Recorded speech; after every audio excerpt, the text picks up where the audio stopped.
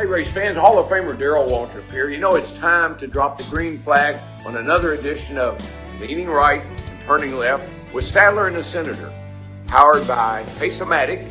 So, hey, pull those belts tight one more time. Here's my buddy Hermie Sadler and Senator Bill Stanley.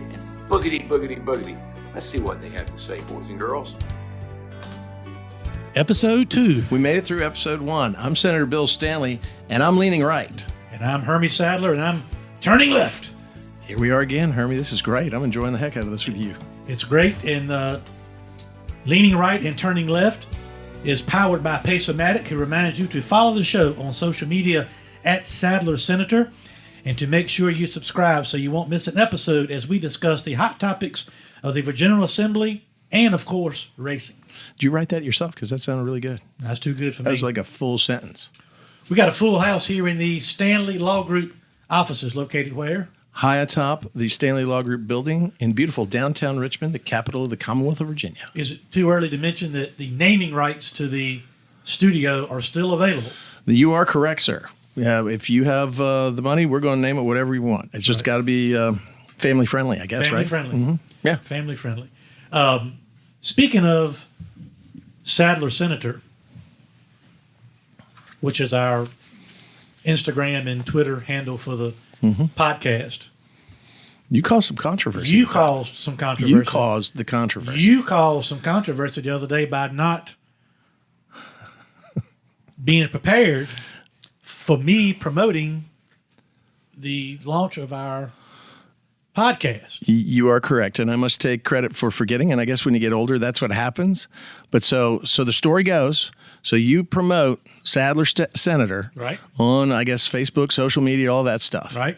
I go into the General Assembly, and every single person in there, we're there for the Commonwealth Address, the address of the State of the Commonwealth by our new governor, Glenn Youngkin, and everybody there is not, they're very excited that Glenn's there, but they're not talking about that, Hermie. They're talking about Hermie Sadler running for state senate in the Commonwealth of Virginia. I said, what are you talking about? They're like, yeah, he's announcing. He's got his own Twitter handle. I'm like, really? What? No, he wouldn't do that. He would have told me about that.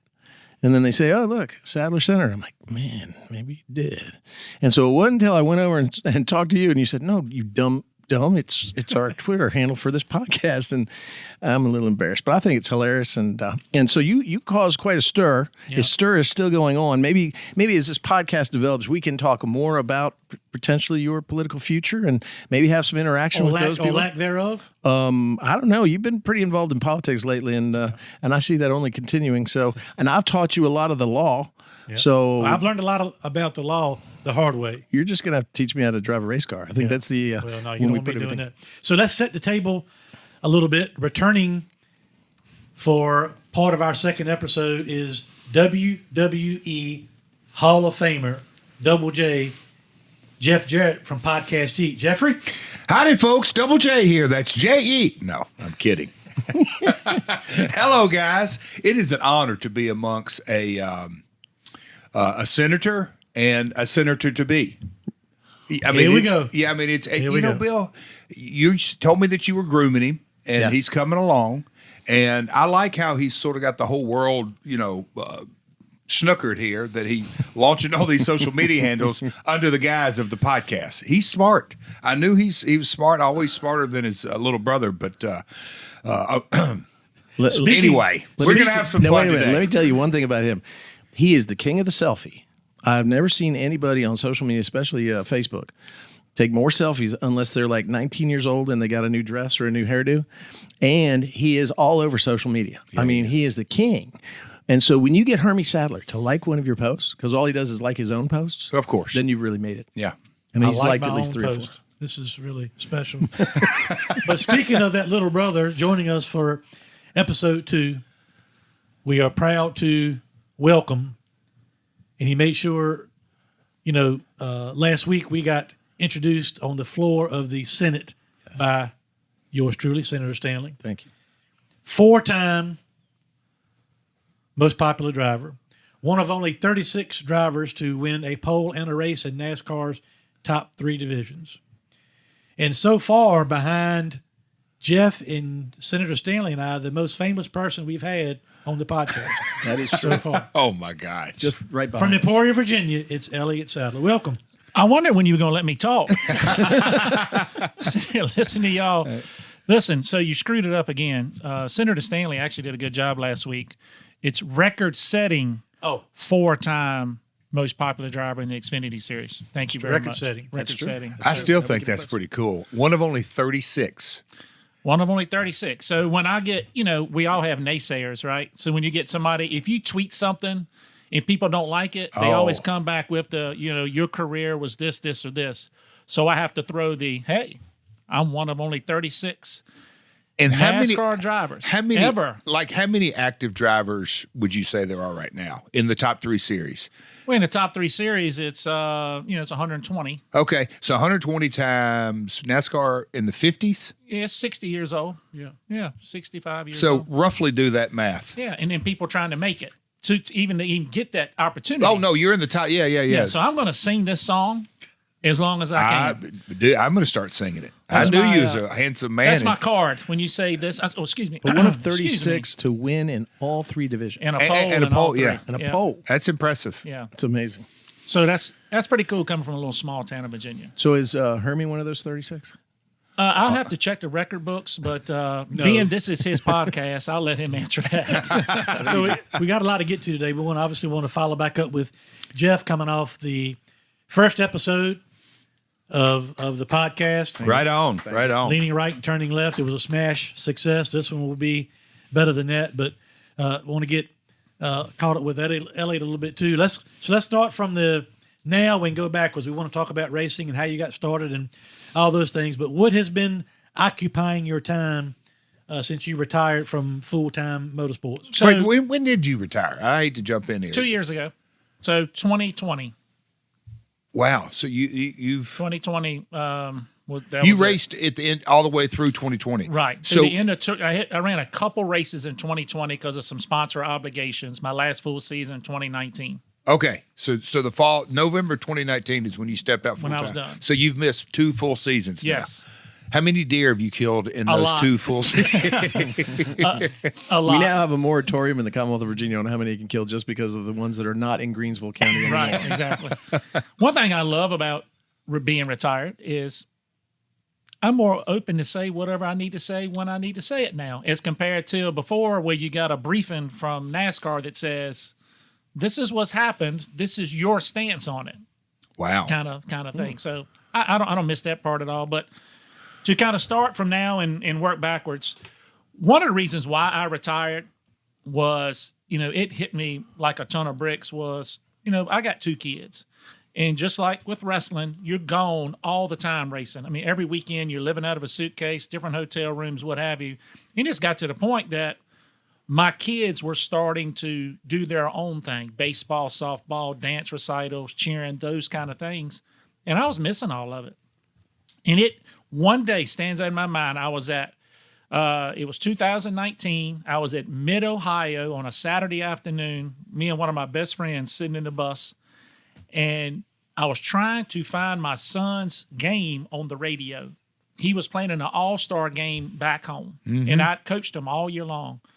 And I looked at my friend and I went, I'm done. Like, I don't want to be here at the track anymore. My heart's at home. My mind is here. And then at that level, you can't be that way and be competitive. So it hit me all at once at one day. And when I came home and told my wife, it was like a load lifted off my shoulders. So I was worried how I was going to feel. I was driving for Dale Earnhardt Jr. at the time. Now, what year? 2018? It was 2018. Wow. Because 2019 was my last year. Yeah. So I gave her about a year and a half notice. Yeah. So I called Dale Jr. and called Kelly. And Dale Jr. said, hey, because he had just, he had retired also. He said, do me a favor. Look at it as you're retiring to something, not retiring from something. So I kind of actually, that has been in my mind. I'm retiring to spend more time with my wife, my kids, my family at home, and retiring to one of my first love, and that's coaching, mentor, motivational speaking, those kind of things to help kids in my area. But when I made my mind up, it was just like a click that I had retired. I had done it enough. I had followed my dream long enough. Now it was time to put myself on the back burner and try to help my kids kind of, go after their dreams. That's cool. Yep. So I got to work backwards from there. work backwards from there. Wait a minute, Hermie, breath already. didn't you have the same kind of experience when you gave up after racing? But you were a Fox Sports commentator and a great pit guy. I mean, that's I think half the reason why I watched racing was to watch you. Tell by my accent, I never dreamed I'd have any kind of career in television. But I did 16 years with Fox Television. What was that moment for you? A very similar one to what Elliot had. I was in Des Moines, Iowa Speedway, which Elliot can tell you, that racetrack is right in the middle of a cornfield. So Ohio and Iowa are y'all's metropolises that you had the light bulb go off. Thank you, in. Midwest, for killing all the Virginia drivers that we love. Similar situation. I'm in a hotel room in Iowa, and I've got one daughter who is cheering. She was a student at UNC Chapel Hill on the cheerleading squad. She was cheering maybe in a regional final basketball game for the Tar Heels. And my other daughter, my youngest daughter, Naomi, was playing travel ball in a tournament somewhere else, maybe Myrtle Beach.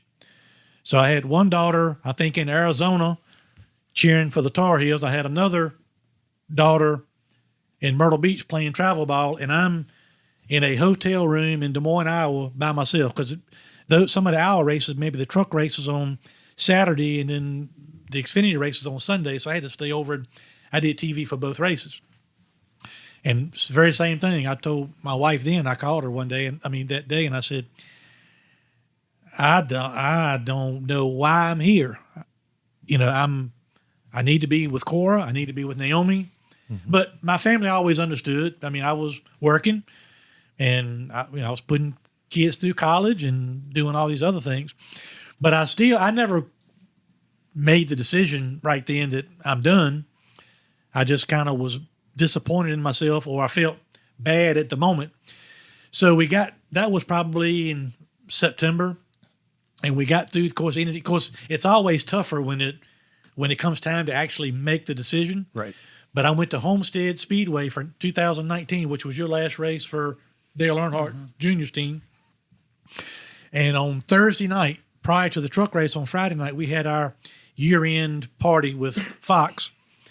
And Jacob Ullman was there, and then a guy named Steve Craddock, great guy, who was kind of in charge of Charlotte. He was kind of overseeing all the talent in Charlotte. We had a Thursday night event at Topgolf, kind of the year-end wrap party, they called it, for everybody with the team. And Steve and I had been talking back and forth about my contract.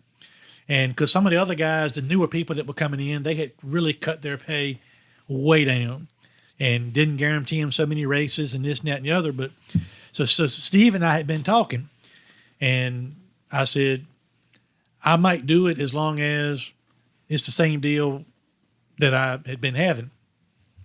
And I assumed that to be the case, but when they gave me my contract at that night at the event at Topgolf, I went back to the hotel, didn't think much of it, got back to the hotel and started reading it.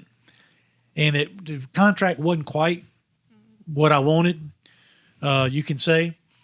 But that's when the wave hit me. It's like I was reading through this, and I just got to thinking. I said, I'd always told myself, if I'm not excited about going to the airport, to get on the airplane, to go to the racetrack, it's somebody else's time to do it.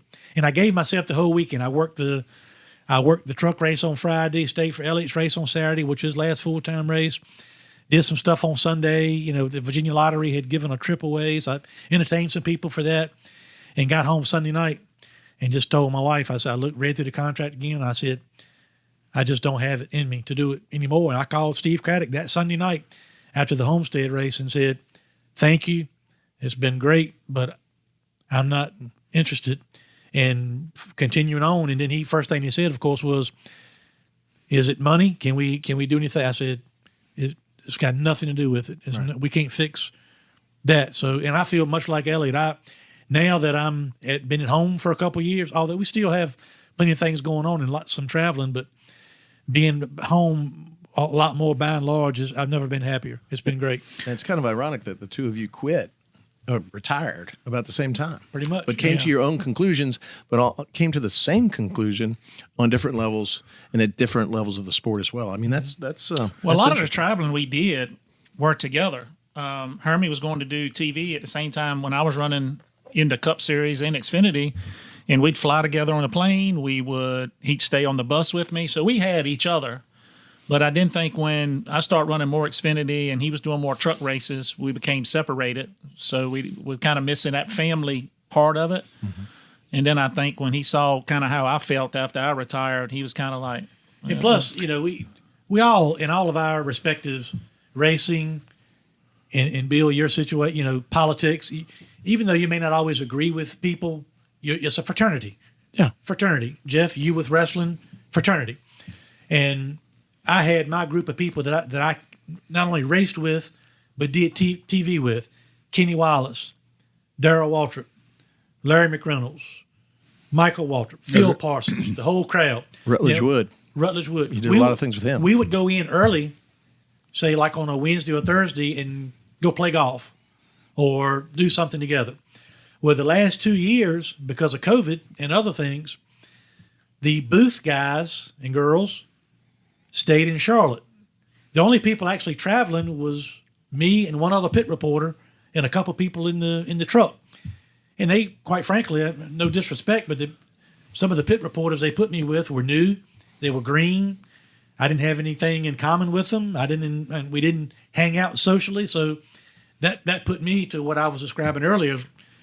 Go to the airport, go to the plane, fly, go to the hotel, go to the racetrack, go back to the hotel. By myself. I was really basically by myself, for those weekends while my family was doing other things. So, but I don't have any regrets. I started really at the end of '92, went full time in '93, and for all intents and purposes, through the end of 2019, made a living at the racetrack, and I never would have dreamed I'd be able to do that. So I have no regrets. My dad used to always say, never be too busy making a living that you forget to make a life. Right. And sometimes we all come to that realization a little later in life. And my father was a guy that died at the age of 51. Oh, wow.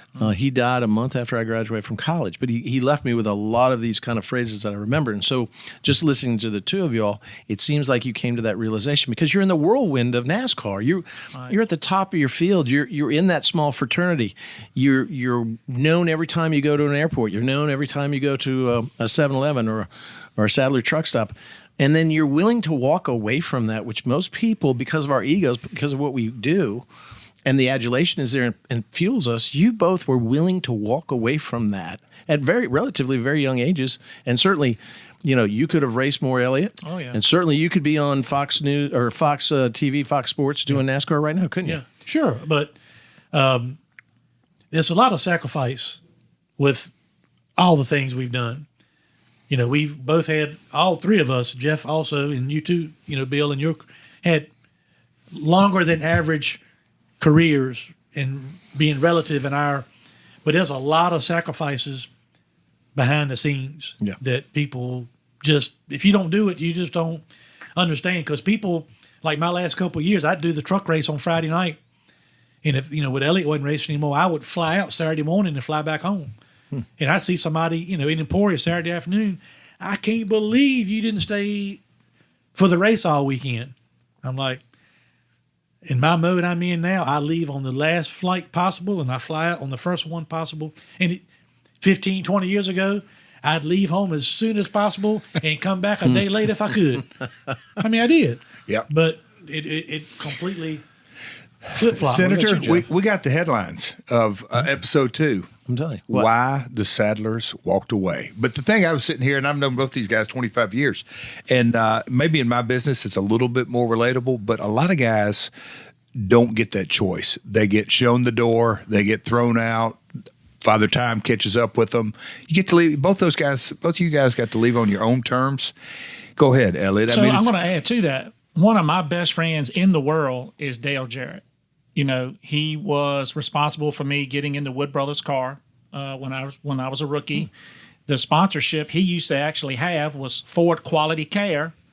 They switched the name to Motorcraft and gave it to us because he went to UPS. Then I was his teammates at Robert Yates Racing, and we flew together, played golf together all the time. So I went to him and said, look, these are the thoughts I'm having. You have gone through this. When I was coming along young, Dale was living his life with his kids through a cell phone.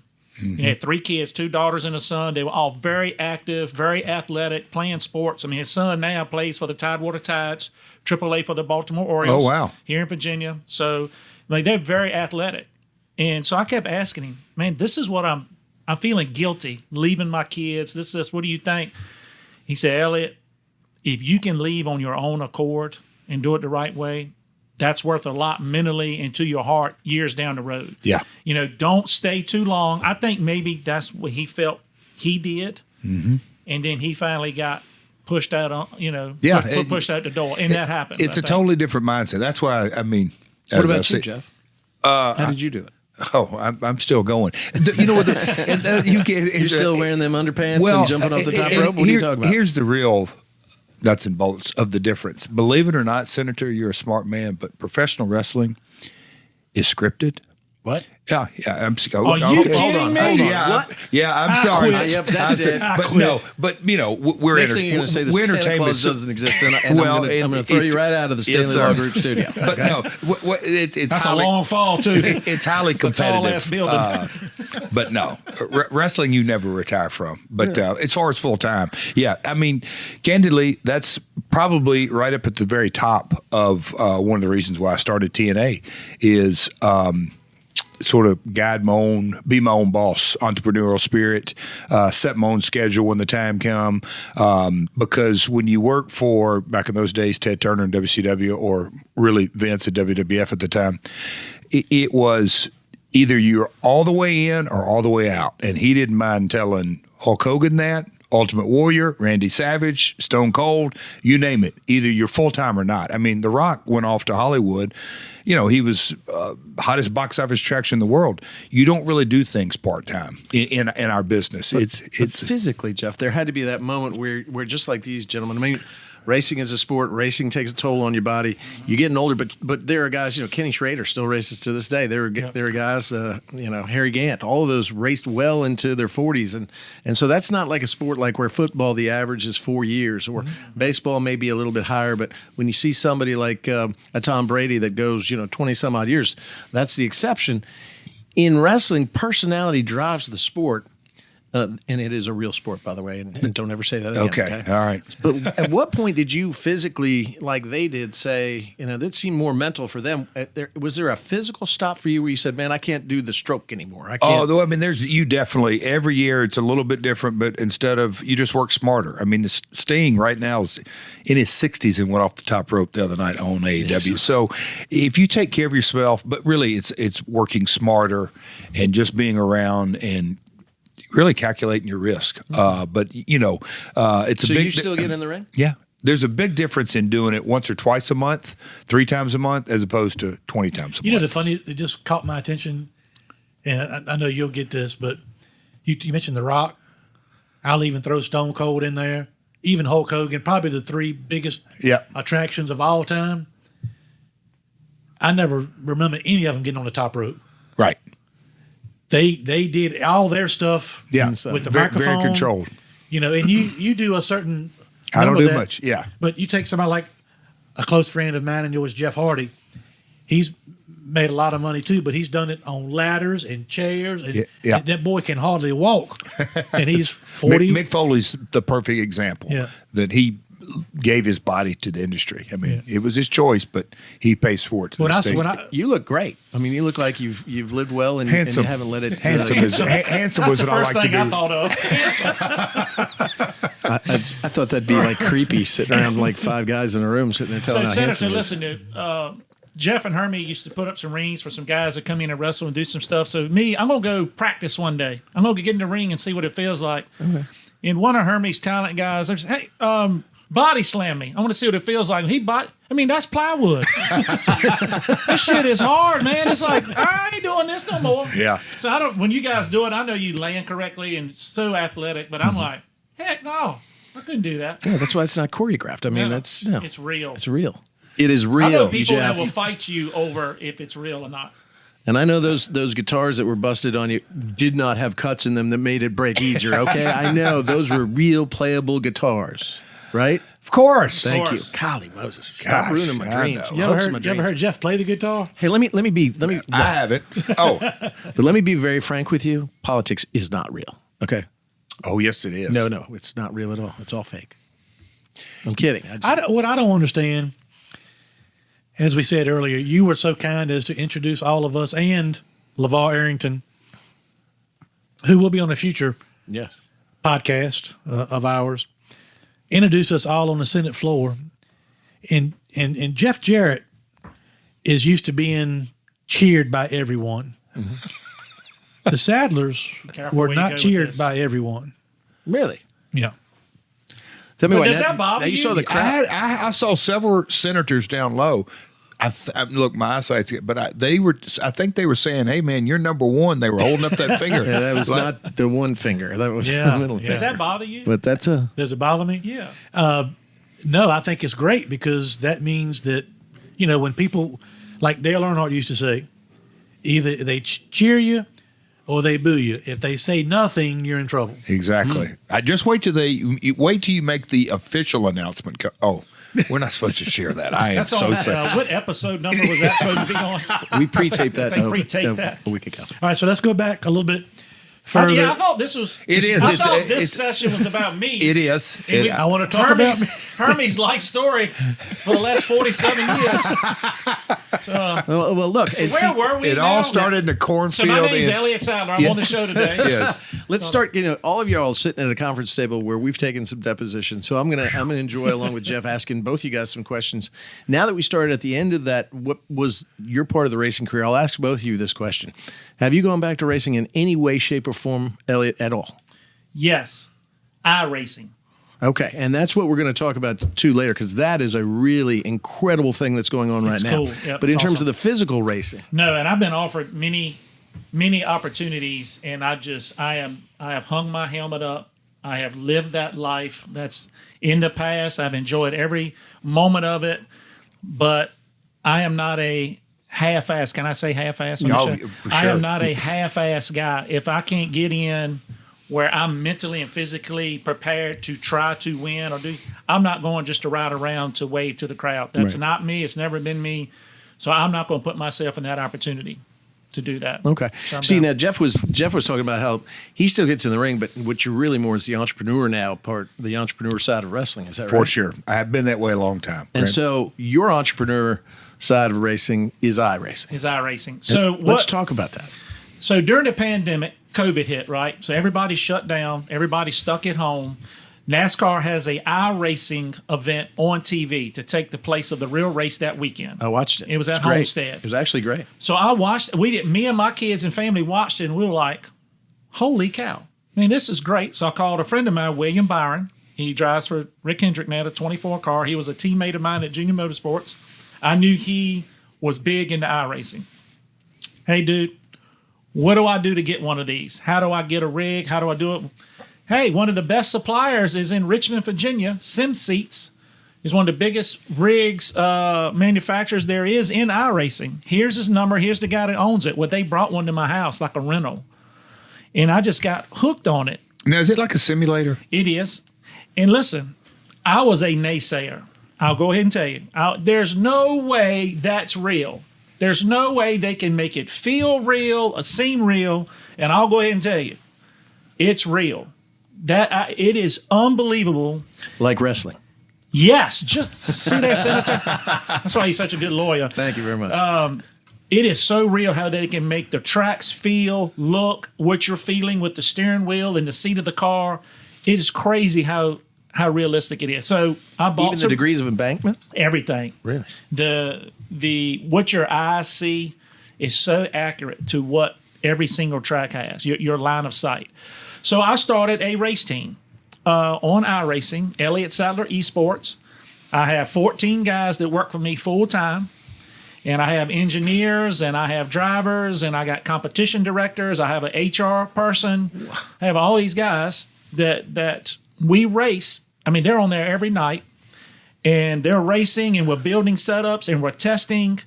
And in iRacing, they have the same thing NASCAR has. So when we have the truck series, they have building blocks. We have the Truck Series in real racing, NASCAR. They have what's called Road to Pro, which is also trucks in iRacing. So you got to run a series, run a season, and if you finish in the top 20 in points, you get to go to Xfinity Series. Kind of same thing in NASCAR. NASCAR Xfinity Series, kind of a stepping stone. In iRacing, they have a thing called the Contender Series. 40, because you had to qualify through this, 40 of the best guys there is in the world. They'll take the top 20, and they go to the Coca-Cola Series. Same thing it is in NASCAR. You go to the Cup Series. Well, this year is 40 guys in the Coke Series. This year we start the same week that they race in the LA Coliseum. Yeah. That's when we start. We run the same race they do. We run on Tuesday nights. They run the next Sunday. And our champion wins $150,000. I could literally make a whole new podcast about it. I've got 1,000 questions. I had no idea. When you said Coca-Cola Series, I'm assuming they're the sponsor. Coca-Cola sponsors it. NASCAR has bought into iRacing the last couple of years. They are full-fledged In it. What they're trying to do is blur the lines between iRacing and real racing. For what reason? They want these kids to be a part of, we have lost NASCAR fans the last 10 years. Hundreds of thousands. Right. Millions. A lot of them, millions. I know the TV numbers. A lot of them by stupid mistakes that NASCAR has made. But a lot of them, today's kids are not motorheads like we were coming along. It's a different generation. It's a different generation. So NASCAR is using iRacing because everybody's Smart. on a computer nowadays to try to get them interested in it. So why I have started Elliott Sadler Esports, I want my kids, and I've told them this, my kids on my team, I want them to have an opportunity, if I can help them, make it to racing. And what I mean by that is as a driver, maybe as a crew chief or engineer, maybe a spotter, a marketing guy. So who's your driver? So in the Coca-Cola Series, they have NASCAR rules. You're only supposed to have 2 drivers. Actually, I have 5 guys that made it. So the 2 guys that drive for me, Garrett Maines, who's right out here in Richmond, Virginia. Wow. He has Asperger's, but he has raced in the little mini cup cars. He used to run in the Hampton Coliseum. Right. He's run the Legends Car Shootout in Charlotte. He's one of the highest ranked iRacers in the world. Okay.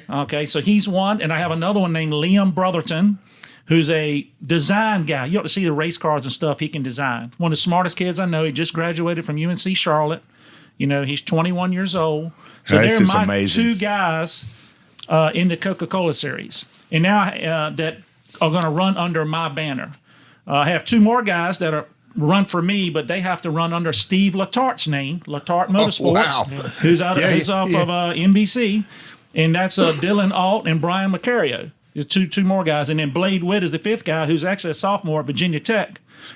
He's running for the Wood Brothers, but all 5 of them guys run for me. We work together every week along with our engineers and stuff like that. So it's a complete team. You're paying everybody too? I mean, this is like a business? Yes. It's stupid. I pay them with them. But listen, if I can give them a chance, if I can, with the right people at the right time. So what we're doing now is I've signed a development deal with Colleague Racing. A friend of mine, Chris Rice, runs it. Matt Colleague owns that. You used to race for him. I did. How long did you race for the? I only raced a couple races with them. I helped them get a sponsorship over there and gave Jeb Burton an opportunity. But we've signed a development deal with them that when they do stuff at the racetrack or do stuff at the shop, my guys are coming in to sign autographs with them, get their name out there, be a part of the race team. So I'm trying to get my guys opportunity to. This is their dream. So if I can help somebody. That's what it's all about. I got another question. Wait. Speaking of paying, we need to take a moment and say that Leaning Right and Turning Left with Sadler and the Senator is powered by Pace-O-Matic, who reminds you to follow the show on social media at Sadler Senator and to make sure you subscribe so you don't miss an episode as we discuss the hot topics in the Virginia General Assembly and, of course, racing and, right now, iRacing. NMLS number 65084, Equal Housing Lender. Christmas is finally behind us, but are you dreading those credit card bills headed your way? Well, here's a pro tip. Don't get stuck making minimum payments in the new year. SaveWithConrad.com can help you get rid of your credit card debt just like that. Oh, and we're going to get you the best deal on a mortgage you've ever had. But how's this for starters? No payments until March. You don't need money out of your pocket or perfect credit, so find out how much money you can save for free right now at SaveWithConrad.com. Did you notice he cut my time, but he didn't cut you Of off? course, yeah. That's brotherly love. We all know we got to have sponsors. He knows But how I got a big question here. Yes. This is fascinating to me. it is. Can you watch, like NASCAR back in the day, 180, 60,000 people in Bristol and Talladega and all that? You watch it on Twitch? Yes. That's the viewers. Twitch is the thing, and they put it up on YouTube as well. But Twitch is the biggest one. Yeah. They have a broadcast. They have guys that are calling race just like on TV. That's what. Okay. Yeah. So do I know who, or is it? You wouldn't know. It's younger guys doing the broadcast. Calling the broadcast. So it is a complete series duplication of Tuesday. 100%. Down to broadcasting. Yeah. Hey, is there somebody on there that works the pits that's got a funny accent like Hermie? He was, but they got rid of him. Yeah, they got rid of him. They got rid of him. His name was Alan Joseph. So, He couldn't understand it. Let me tell you how real it is, Not Jeff. a damn soul's going to understand what that means other than Yeah, I know. The We tracks, think it's funny. The tracks that I was good at in real life, I am really good at iRacing. The tracks that I sucked at in real life, I suck at on iRacing. Is it mental? It's mental and the feel. I don't have the feel to create speed. So you there. can wear Bristol out on iRacing. Really good at Bristol, suck at Martinsville. But Talladega, you can. Stink at Richmond. Could you flip 15 times Oh at yeah, Talladega? not hurt a thing. Hit reset and move on. So it's it has been a good experience. I've definitely had a lot of fun with it. It has its times because anytime you have kids that are from all over the world, all over the United States, really, they have different views. So a couple of times, honestly, when we had the presidential election going on last year with Biden and Trump and all that, I mean, I had to get on there a few times going, not on here. Yeah. Not on, if y'all want to, you two want to fuss at each other about who's right and wrong, go somewhere else, but not on Sadler Esports. Yeah. Not in our, what's called Discord. Yep. We all get on there together. We're not talking politics in here. Because what I believe in Virginia might not believe, what you believe in California or whatever. Yeah. So are you seeing a lot of growth in this this emerging iSports industry, and especially are companies coming and wanting to sponsor your cars in the same way that they would the actual cars? Yes. So the difference between iRacing and NASCAR is this. We have a free agency. So on Friday night at 12 o'clock, in the Coca-Cola series, there's 20 owners and 40 drivers. So each owner gets 2 drivers. And at Friday at 12 o'clock, free agency starts. So that's when owners start calling drivers and just pitching to them. I'll pay you X amount of money, salary. You get a percentage of the winnings, percentage of the championship money. Unbelievable. And my job is to go get sponsorship to try to sell these guys on. So you knew the business side, as you did Hermie as well, on what it took to get sponsors, what it took to get the sponsors to stay with you, and then what you had to do with the sponsor. I think Hermie and you called that the dick pulling part. and I say grip and grin. I think he used the other part. Hermie, was that your phrase? But is that we're on the podcast, all that. Elliot and I have called social events that we were forced to attend with sponsors and other people that we had to pretend like we were happy to be in the company of. We've been calling them dick pulling since I can remember. Now, is that about the same? I mean, do you have these kind of grip and grins and yes, and all of that interaction that's required? Because it sounds like your team is spread out all across the United States. It's all virtual. So what we'll do is if a company sponsors us, we have virtual meetings, virtual races where their people, their employees or customers can come in and we have races against each other with our Coca-Cola racers and stuff like that. Oh, really? And we send them like content. employees, like the sponsor employees or something? Yeah, they could come in and race against us. If they're at... Just like a closed track. That's track right. Yeah, we can set up our own track, our own little race. Interactive. And they don't have to have the rig that you do. They can do it with just a steering wheel. Computer and a steering wheel. And some of them we have started, and this is part of my deal with colleague, a lot of our race fans and people in iRacing, they're race fans. They want to be so they go to their local tracks, to Kansas or Chicago or whatever, to see a race. Well, now I have 2 guys that's going to be there with colleagues. So there you go with the meet and greet. So now it is getting real. Wow. So we're adding that element to it as well. And the kids, they're at the right age now. They love it. Like they're wanting to do all of these things. Yeah, I got a 10-year-old that loves racing. We have the rig room downstairs. And by the way, Are you on iRacing? no, we just do it right on our TV from the. What the hell? From You got to Xbox get and iRacing. PlayStation. You got a 10-year-old kid? You Yeah. just spent $10,000 Yeah. on an iRacing rig. I'm not going to let him listen to this either. By the way, I'm going to say this is adult Now, we did humor. on episode 1, Elliot, I know you already know this, we announced the formation of Sadler Stanley Racing that will compete Yes. full-time in the Smart Modified Tour. Elliot's already said he is not racing, but will you come to the racetrack and I will support? definitely come to the racetrack. Wait. He said he's not. He told you that he's not going to race in our can't. Legends car? Yeah, but No, hey, Bill, Bill, Because he told me the They're not opposite. smart modified. I can't do that. Wow. I can't fit in it. Look, what if we made the door? Look, we had couldn't to. either. We I made- ran Motor Mile last year. Look, in our markup, when we did the car, the mock-up, we had to make the window just a little bit wider for Hermie. What if we make it a little bit longer for you? So listen, you are such a champion of small businesses in Virginia. You're like the voice that they all are kind of getting behind and helping with the momentum. I think you giving a younger kid a chance to drive that car will be doing the same thing. The opportunity that you're creating for people in that small is a businesses. polite hell no. I'm not Yeah, getting in the car. He's No, just- I think he's also suggesting I shouldn't drive it either. yeah. No, I was about to say he was telling us. So we got a 2-car as we talked about last week. You got an A and a B. We got an A and a B car. We got a fast car and a slow car. Yeah. And in fact, Phil Stefanelli was talking about the specs with Hermie and said, well, the car with the main driver is going to be really fast, and we don't have to go that fast with you. And I asked that he put on a blinker so that he can be in the right-hand lane on the short tracks with the blinker on. But what we're trying to do is then try to bring more people to these short tracks and bring more attention to this smart racing series because, we're going to have that Jonathan Brown who's a really good race car driver. We're going to put him in good equipment and hopefully win a championship.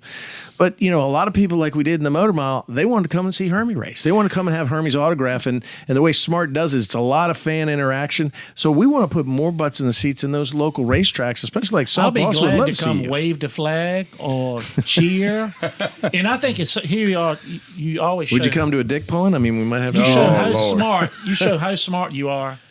When you have 2 race cars in a race, you always want to have one up front and one in the back. In case they miss the first one, they'll catch the second one. You never want them side by side. So it's good that you're kind of splitting it out with There the you A-B go. car. Yeah, thanks. That was all And look, Hermie's idea. I ran Motor Mile, had a blast, but it was fun. You notice we're talking about Hermie again? Yes, of course. What I'm trying to say is Bobby Labonte ran, which was great. Had a good time catching up with him.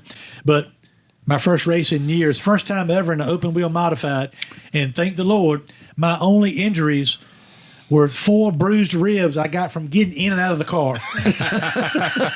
That's good. That's a win. Yeah, we were proud of him, and we You had just the got to Stanley stretch the Law Group seat on out a there. little bit. We had the was Stanley tough. Law Group logo on there. Pace-O-Matic was on there as well. Yeah. And when you got out of that car, I think I saw the bug come back just a little bit. But you said one thing.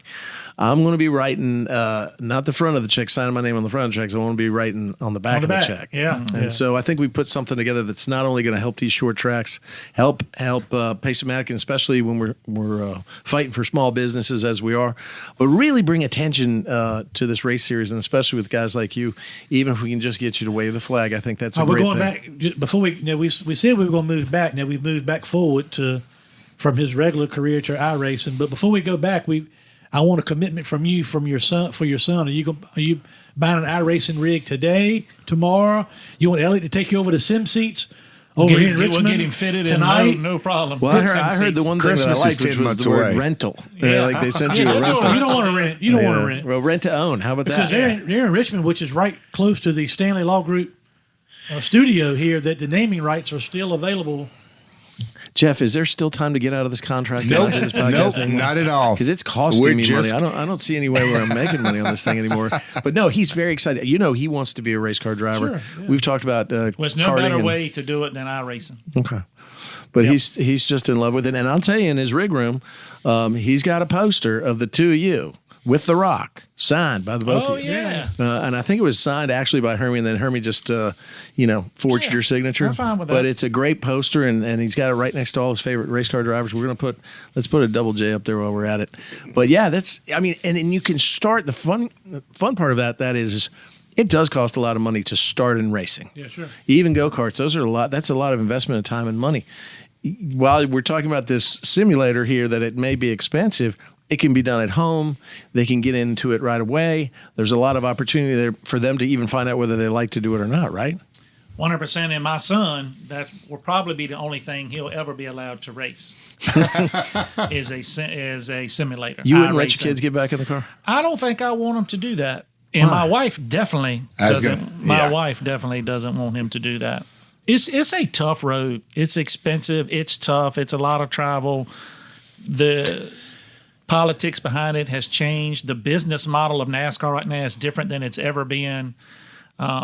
It's just a tough sport now to get into. Now, if you're in it and you got an avenue to get there and you have backing or you have family, it can be good for you. But if you're not in the door, it's tough to really work your way up through it. This is the part of the podcast I am gonna let my 10-year-old listen to when he talks about that. It's tough. But let's go back into the Wayback Machine here, and let's start where you guys got started. I mean, Well, I was going to say, we mentioned one of the races that the Smart Modified Tour races on is South Boston Speedway. Mm-hmm. And Elliott, back in 1995, won the track championship, won 13 races in that season. So that was kind of maybe the year that kind of got you noticed and got you ready to take that next step into which was in the Busch Grand National Series. Talk a little bit about. Well, hold on. I want to find out, where do the Sadler brothers here? Where did you get the bite for racing? Was it something your father or your mother got you into when you started? I mean, how old were you? What got you off the ground? So when we were kids, our Uncle Bud, my mom's brother, was a racer, and he ran on local dirt tracks, and then he ran on some asphalt, bush racing back in the day. And our dad also owned a dirt car that we'd all go just kind of pile up in the vehicle and go watch run. So it was in our family. And when we would start racing go-karts on Friday nights or Saturday nights, or our uncle was racing somewhere, we'd all meet at Sunday afternoon at our granny's house, my mom's house. And it was like all of us were doing something with racing. Not only just Hermie and I, but our cousins. We had a couple cousins 3 or 4 of them that also raced other than us. We were just a racing family. Most of them, racing go-karts. Our cousin Tom raced a little bit of late models back in the day and some short tracks. But it was just, I think, from my Uncle Bud and then also my dad that, we just had an opportunity. And we have a guy that still works for my dad to this day, Hermie and Dad now at the oil company. His name is Danny Wyatt. He was a world champion go-kart racer when we were coming along. I mean, that's what he did on the weekends. And I think one time he took Hermie to a go-kart race when Hermie was probably 13 or 14 and let him race. Well, I'm the younger brother, right? I'm 7. Well, hey, if my older brother gets to do it, I want to get to do it too. So that's kind of how the door opened for us to get to do it. Is one of my dad's employees was a world champion go-kart guy and kind of took Hermie and I under his wing and then helped us. And he actually taught me how to race, how to drive, how to work on go-karts. And a lot of the time when I was growing up, my dad was always busy working and business stuff. Danny would actually take me driving. Well, if you notice, his name is Danny Wyatt. Well, my son's name is Wyatt. Mm-hmm. That's not a mistake. So he's named after this guy that kind of taught me everything I need to know about racing growing up and kind of get me on the right path. Now, for you, Hermie, I mean, you're the older brother. Yep. Dad's got the race team, same setup in terms of the family. Did you just naturally think that's what you wanted to do or were going to do, didn't have a choice to do? How did you just get into it to where Elliott was following along his older brother? As Elliott said, I have very fond memories of going down to Wilson Fairgrounds in Wilson, North Carolina, Fayetteville, Saluda, Brunswick Speedway, Chantilly, to watch my Uncle Bud race.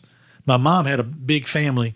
It was 6 kids, 3 brothers and 2 other sisters, and they all were involved in racing. So we would go pull for my Uncle Bud, and as Elliott said, my dad had a car. My dad never drove, but he owned cars that were very competitive. And all y'all that know my dad know he is super duper competitive regardless. And so he spent a lot of time, effort, you know, so we were going to races. I mean, even before he was born, you know, I was 3-4 years old going to races, and then we just kept going. And then we've kind of had a natural progression. I started to go karts, and then Elliott started pretty quickly behind that. And then I won the World Karting Championship in '88. Then started. What's that take? What does that entail? I mean, world? Or were you going That's a lot to of foreign, travel. Yeah, foreign countries, were or was racing- this all United States? United States. Okay. But I won that in '88, and then I started. How old were you? 19. 19. Something like that, yeah. So then started messing with late model stock cars, and then actually it worked out really, really good that, you know, Elliott was, when I moved on to late models, Elliott stepped up to the karting side. And then when I went to, from late models to the Busch Grand National Series, Elliott came in and kind of took over and then elevated my late model, you know, the late model program to even more success and winning championships and those kind of things. And then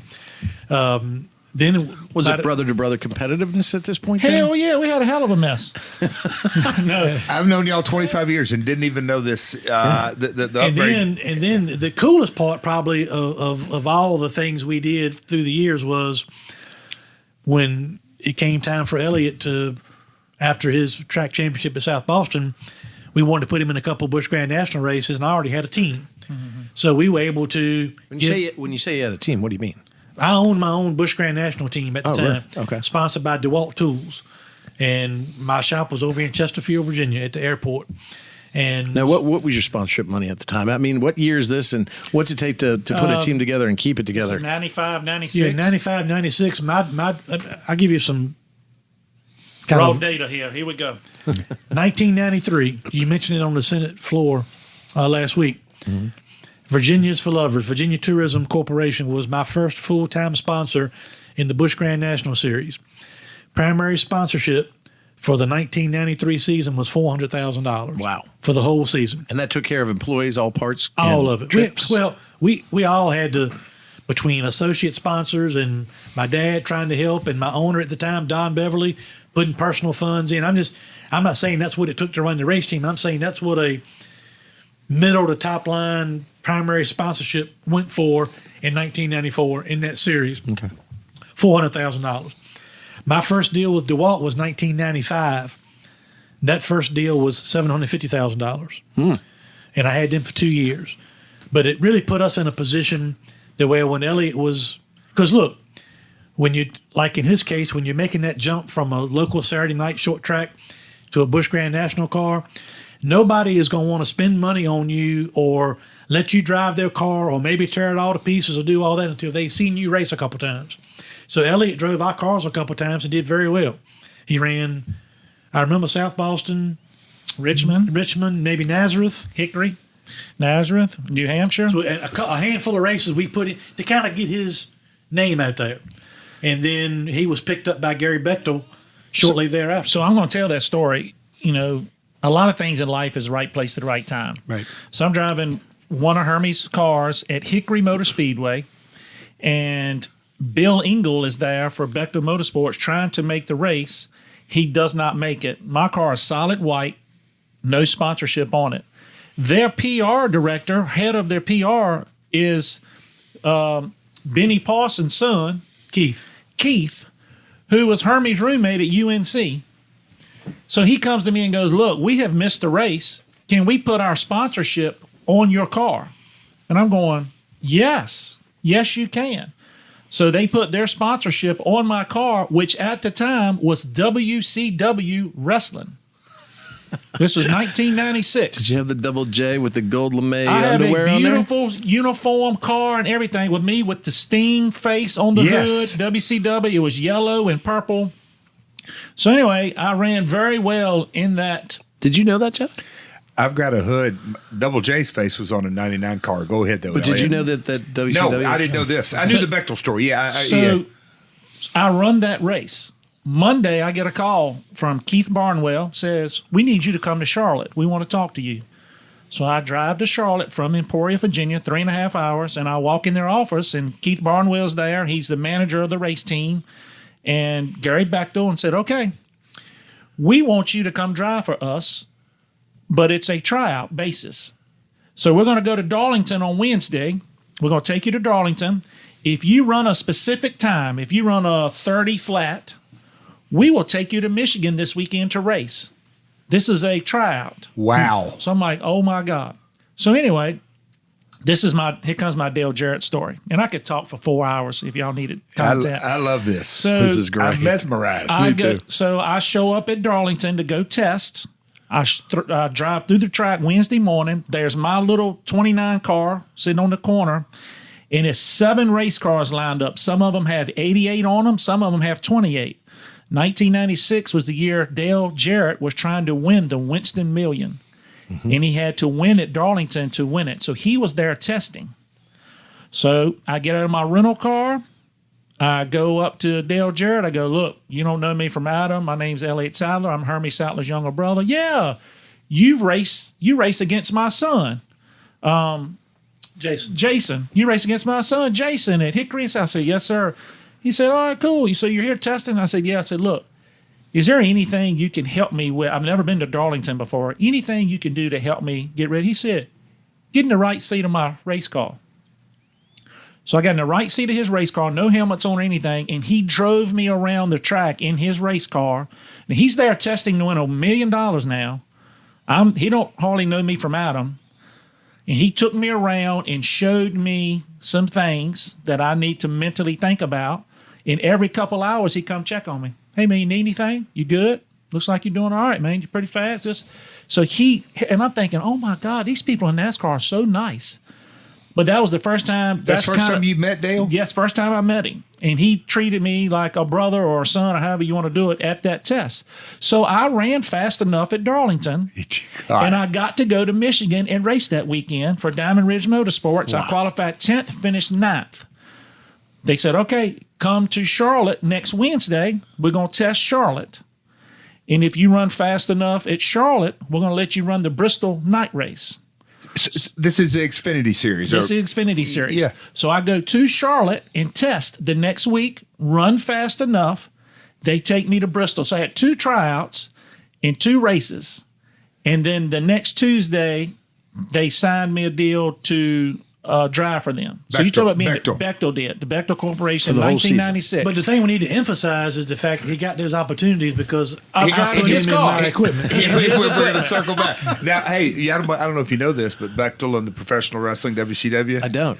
They used to go up to Richmond. Now my question is, they used to go to the Richmond wrestling matches. All the time. Who took y'all? Was it one of Bell's one of my dad's friends, Mr. Maxie Moore. I've never asked that. Maxie Moore would take us to all the employee of your father. Richmond Coliseum. And Maxie was hardcore. I mean, he was real, and he figured out how to get underneath the Coliseum. So when y'all would come out with that, we're standing there as kids to everybody, and he didn't mind asking. Do you remember Jeff big timing you way back when all you the time? Yeah. You kidding me? That's when, look, I ain't that old. Yeah. Damn, that was before still my a fascinating story. That whole so that was neat. So they offered me a job.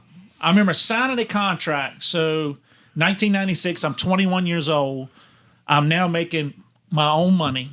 I moved from Emporia. I had to move there to work in the shop. That way I could learn. They can keep eye on me, 21 years old. What are they paying a 21-year-old guy? $60,000 a year plus a percentage of the purse was my first contract I signed. Question. Yep. I lived in a hotel. Question. Had you quit college? Yes, I'd already quit college. You'd already quit, but yeah. Yes. Yeah. See, we skipped right over that. Yeah. And because Herman, that's another thing, Hermie. You went to 4 years of UNC parallel. You never quit racing during the 4 years of college? I quit racing. So you literally... I gave up a lot of stuff in my college. I didn't... Yeah, but still, like even... When I was in college in Chapel Hill, I was alternating weekends. I'd go to South Boston one Saturday night, Orange County the following Saturday night, alternate back and forth. All through school? Yep. Yeah. That's amazing. So I get my job. I living in a hotel. But hold on, I want to back up just a second Okay. because we're Who's asking the questions on this podcast? Jeff's doing a great job. Me and Bill, because I want to follow this because this is a story. I've already got 3 or 4 headlines. Why the Sadlers walked away. Elliott. Fighting for his time on the podcast. Yes, Right. High school basketball star, scholarship. Yep. George James Madison. James. I always call James Madison. Yep. 1 year, hurt your knee, Yep. Had knee surgery. and you wrestled. Here we go. You Fought with that. You raced all through basketball, or no? Did you stop?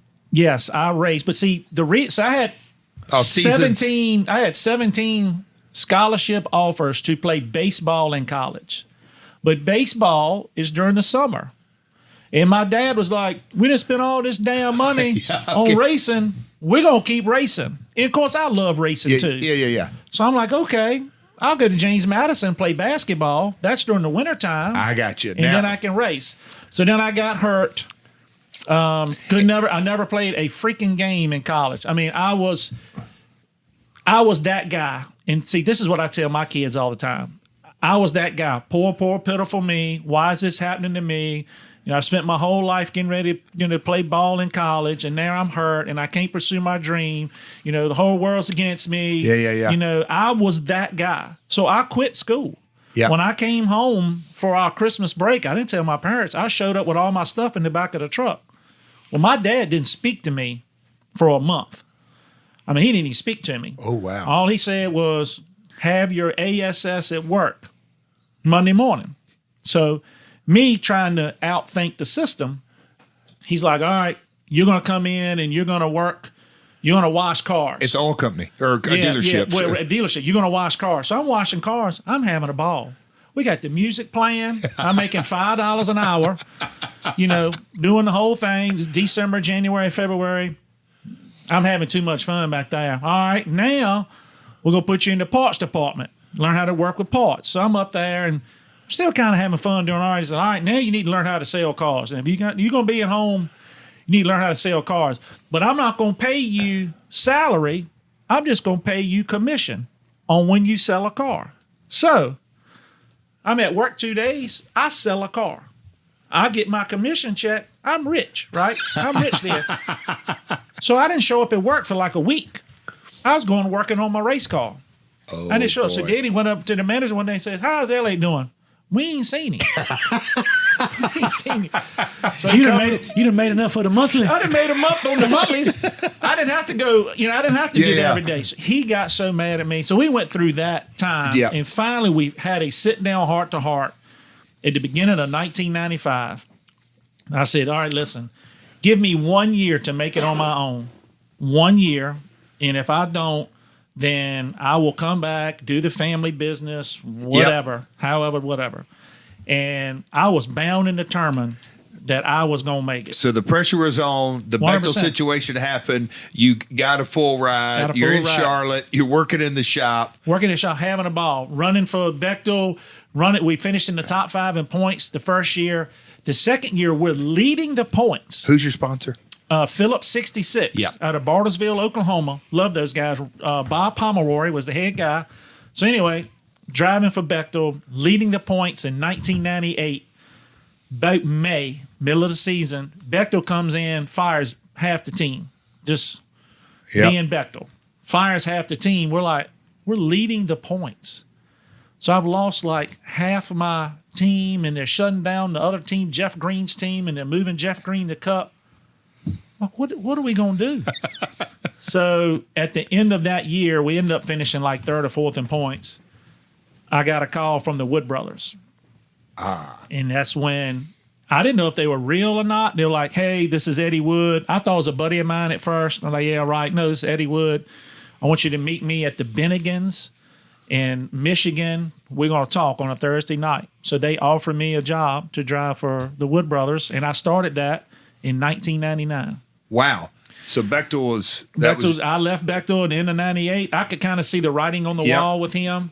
and then you were with Woods for how many years? Wood brothers, Long time. 4 years with the Wood brothers. But I'm going to tell you what, Eddie Wood taught me the best lesson I think helps me to this day. So it's 1999. I'm 24 years old. We have a gathering at the shop. I walk into the shop. He didn't tell me everybody was going to be there. All the employees and their families. Oh. So I walk in. Hey, everybody. They're all standing there like this. How old are you? 23. They're all standing there like this, just standing still, almost like, army lined up. So I just wanted you to see this and want you to know your actions on and off the track dictate a lot of what these people have for their families, the jobs that they have for their families. We've got a great sponsor. We got a great team. This is what we do up here. I just want you to understand what you're responsible for. But honestly, that picture sticks in my head Sure. from then on out that, our decisions reflect, make a big difference for a lot of different people, especially on a race team. I was going to say. So you couldn't be stupid, but I probably needed that at that time. Yeah, of my well, life. it's like the basketball players, NBA or NFL quarterbacks. They are the franchise. They are. Yeah. Yeah. Wow. What an amazing story so far. Yeah. And we could keep going, man. There's so much, No, we're gonna so keep many going. twists and turns in somebody's, career as you go through different things. You're not kidding. You're not kidding. And at some point in time, I mean, your brother puts you in his car.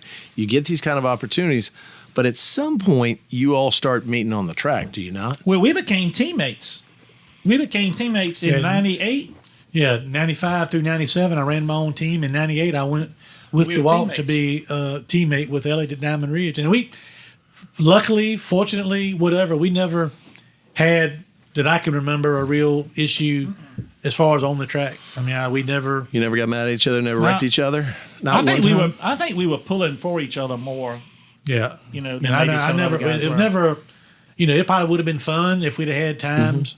But, Elliott, came in and I mean, was really competitive and did well and accomplished a lot. And it was, I think we were always in a position, even when we were on the track at the same time, always in a position where we were pulling for the other one to do well. So Was there ever a time where you guys are running NASCAR, going for the win, competing, something happens between the two of you, or were you usually working as teammates even if you weren't trying teammates? to work as teammates Really? Most of the time, Even when you weren't on the same team? When those and things then, came? then ultimately, when I got out of a full-time situation about the time that my daughter Haley was diagnosed with autism, I stepped back from the ride that I had, and when I went back, really from that point forward, my main deal was television. I had one-off rides here or there and did some things, but then I had more opportunities in media to help really promote him and things that he was doing as well. So Wait a minute, this is one of those like happy brother stories?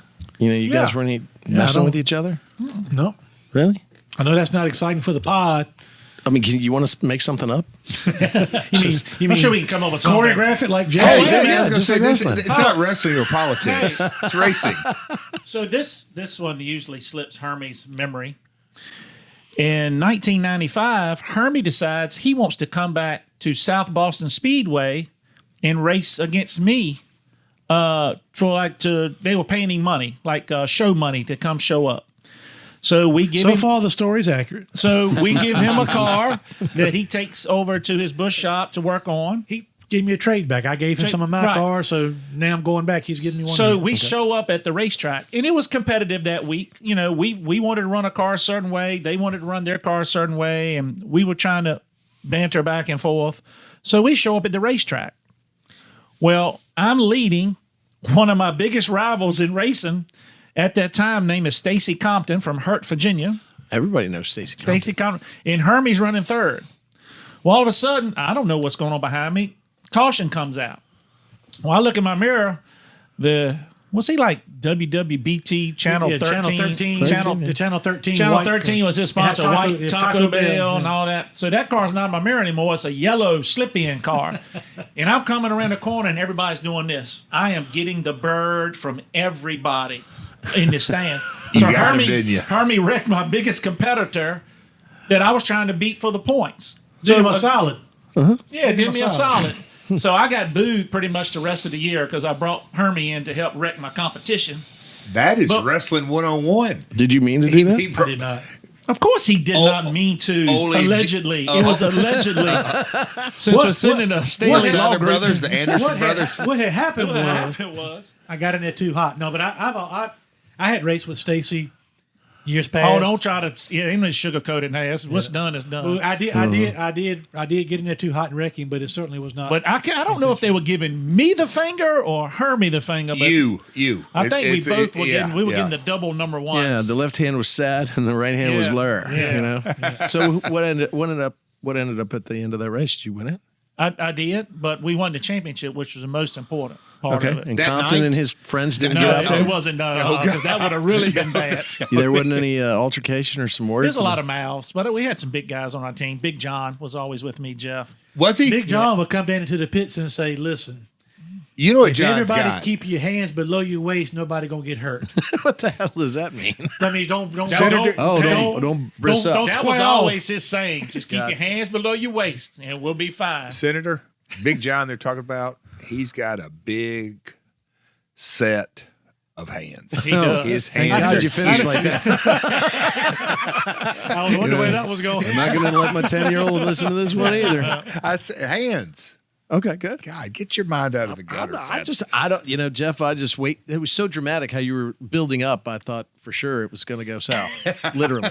Look, I want to take one more opportunity to remind everybody that Leaning Right and Turning Left with Sadler and the Senator is powered by Pace-O-Matic, who reminds you to follow the show on social media at Sadler Senator, and make sure you subscribe so you don't miss an episode as we discuss the hot topics in the Virginia General Assembly and, of course, racing and a little bit of wrestling as we've done today. This has been fun. Elliot, I want to personally... But I do want to talk about one little small more thing before you kick me off the radio. Then y'all can edit it however the hell y'all want to edit it. Well, wait. I mean, we're just scratching the surface, Jeff. This is amazing. I don't. Did you notice all of a sudden when we got down into one little race at South Boston, suddenly the two of them are going, "Hey, thanks for having me." Oh, I hear my mom calling me. I got to go. I think what we do right now is just take a little commercial break. Take a commercial break. We come back, and that gives Jeff and I just a couple minutes to figure out how to finish our line of attack and cross-examination. He's only of the Sadler brothers. 23 in the story. I know. He's 52 now, so we got a lot of stuff. Oh, we this can is- get we through. got 30 This is years. an exciting we could have podcast. covered 30 years, but This is an exciting podcast for you and me, Jeff. I think that I'm just thrilled to listen to this, and if you guys will just hang on with us, and I think we have more questions. And let's take a little break here. Let's I reserve the right to plead the fifth. let's pay homage to our sponsors, and we'll be right back. Okay, so you're listening to Leaning Right and Turning Left with Sadler and the Senator. We'll be right back. Let's take a time out here, and while we normally have a lot of fun on this show, this is a pretty serious topic. Life insurance, specifically Goliath Life Insurance. Let me give you a pro tip. We're all going to die. So before you get a visit from The Undertaker, think just for a second about what would happen if your family stopped having your income tomorrow. With life insurance from GoliathLife.com, what we're really talking about is protecting what you've worked so hard to provide for both you and, more importantly, your family. You see, life insurance isn't about you. It's about those who matter the most to you. Sure, you do a great job taking care of them now, but who would do that if something awful happened to you? I just lost two friends in the last year and a half, one 42 with 2 kids, the other 46 who left behind a wife and 3 kids. Thank God they had insurance. And hey, I hear you. Nobody wants to think or talk about life insurance. But think about this. You might not get in a car accident, but you have auto insurance. You might not get sick, but you have health insurance.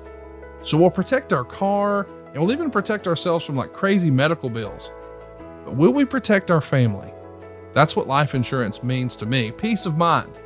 GoliathLife.com streamlines the life insurance purchase process by allowing you to get quotes from more than 20 carriers all at the same time and at the same place. GoliathLife.com. You'll do a fast and easy application and have multiple quotes within minutes. And oh, by the way, GoliathLife.com has solutions for every budget. And maybe best of all, you pick your terms and payments at GoliathLife.com. Once you pick your price, you can start the online application immediately. And check this out. You can even schedule the medical exam to happen in your home. You don't even have to leave the house to do this. And yes, I have done this. They sent someone to my office. It was fast, it was easy, and it was unlike anything I expected. I got to skip the phone calls, the paperwork, and the crazy invasive conversations, and even the multiple visits to the doctor's office that we all hate so much. GoliathLife.com makes buying life insurance simple. GoliathLife.com promises no hidden fees, no upsell, no hassle, hell, not even a phone call. GoliathLife.com is life insurance in your hands, on your time. Get multiple quick quotes right now from the comfort of your own home and begin your application in a few easy clicks right now at GoliathLife.com. Right. I'm Senator Bill Stanley. And I'm turning left. I'm Hermie Sadler. I want to remind you that this podcast is powered by Pace-O-Matic. Don't forget to hit the subscribe button wherever you listen to your podcast, and be sure to leave us a 5-star review on iTunes. Then listen each week as we discuss a wide range of topics about small business, law, and government, plus our biggest love, auto racing, which we're doing today with Elliott Sadler. What a show it's been so far. Elliott, we've already talked about we want to get you on another podcast down the road to finish this up. We're just scratching the surface, but before our break, we were touching a little bit on the Wood Brothers years and the fact that you won that race at Bristol, started in the back, went to the front, their first victory in 8 years, first ever at Bristol. Finish up that story. And first, Patrick County is, of course, a county that I represent in the 20th Senate District. I love Wood Brothers 21. I've always loved them. My dad loved them when I was growing up. I mean, that's what got me into racing. They were a homegrown Virginia race team. They've stayed that way. They've never varied.